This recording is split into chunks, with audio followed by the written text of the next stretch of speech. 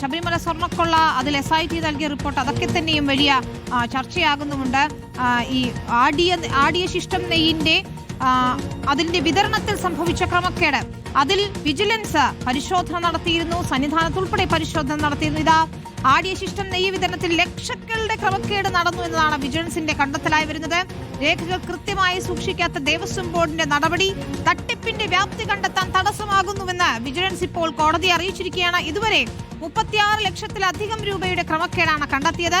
Assistant Devaswom commissioner ഉൾപ്പെടെ 33 പേരാണ് പ്രതികൾ. കൗണ്ടർ വിതരണത്തിന് പുറമെ സ്റ്റോക്കിലും തിരിമറിയുണ്ട് എന്നതാണ് കണ്ടെത്തൽ.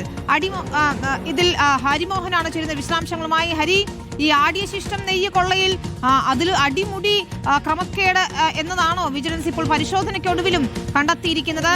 എന്തൊക്കെയാണ് വിശദാംശങ്ങൾ?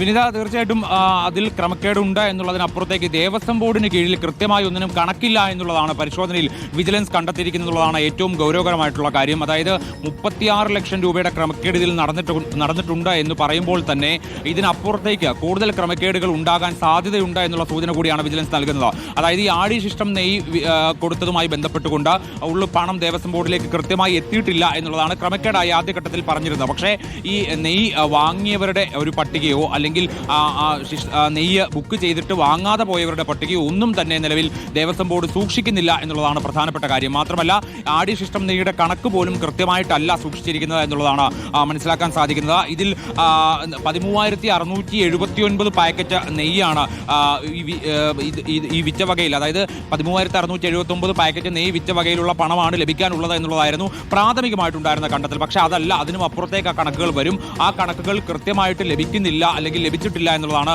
ഇപ്പോൾ വിജിലൻസ് പറയുന്നത്. കഴിഞ്ഞ ദിവസം സന്നിധാനത്തെ 4 ഓഫീസുകളിലാണ് വിജിലൻസ് പരിശോധന നടത്തിയത്. ഇവിടങ്ങളിൽ ഒന്നും തന്നെ ഇതുമായി ബന്ധപ്പെട്ട കൃത്യമായ കണക്കുകൾ, രജിസ്ട്രികൾ ഒന്നും തന്നെ സൂക്ഷിക്കുന്നില്ല എന്നുകൂടിയാണ് വിജിലൻസ് ചൂണ്ടിക്കാണിക്കുന്നത്. മാത്രമല്ല ഇതിനുമായി ബന്ധപ്പെട്ട് 33 ഉദ്യോഗസ്ഥരെ ഇതുവരെ പ്രതി ചേർത്തിട്ടുണ്ട്. ഇതിനപ്പുറത്തേക്ക് ഇതിന്റെ ഉത്തരവാദിത്തപ്പെട്ട മറ്റുദ്യോഗസ്ഥർ, അതായത് അസിസ്റ്റന്റ് ദേവസ്വം കമ്മീഷണറിൽ മാത്രം അത് നിൽക്കില്ല, അതിൽ കൂടുതൽ ഉന്നത ഉദ്യോഗസ്ഥരിലേക്ക് ഒരുപക്ഷെ അന്വേഷണം പോയേക്കുമെന്നുള്ള സൂചന കൂടിയാണ് വിജിലൻസ് നൽകുന്നത്. നിലവിൽ ഇതുമായി ബന്ധപ്പെട്ട് ഇതിന്റെ ഉത്തരവാദിത്തം ഉണ്ടായിരുന്ന ഉദ്യോഗസ്ഥർ എല്ലാവരും തന്നെ പ്രതിപട്ടികയിൽ ചേർത്തിട്ടുണ്ട്. വരും ദിവസങ്ങളിൽ ഇതുമായി ബന്ധപ്പെട്ട് കൂടുതൽ പരിശോധനയും സന്നിധാനത്ത് നടക്കും. വിനിത, ഏതായാലും ലക്ഷങ്ങളുടെ ക്രമക്കേട് നടന്നിട്ടുണ്ട് ഈ നെയ്യിന്റെ വിതരണത്തിലും എന്നതാണ് കണ്ടെത്തിയിരിക്കുന്നത്. സ്റ്റോക്ക് സൂക്ഷിക്കുന്നതിലും ഈ പറഞ്ഞതുപോലെ തിരിമറിയുണ്ട്. സ്റ്റോക്കിലും വിതരണത്തിന് പുറമെ സ്റ്റോക്കിലും തിരിമറിയുണ്ട് എന്ന നിർണായക കണ്ടെത്തൽ കൂടി വരികയാണ്.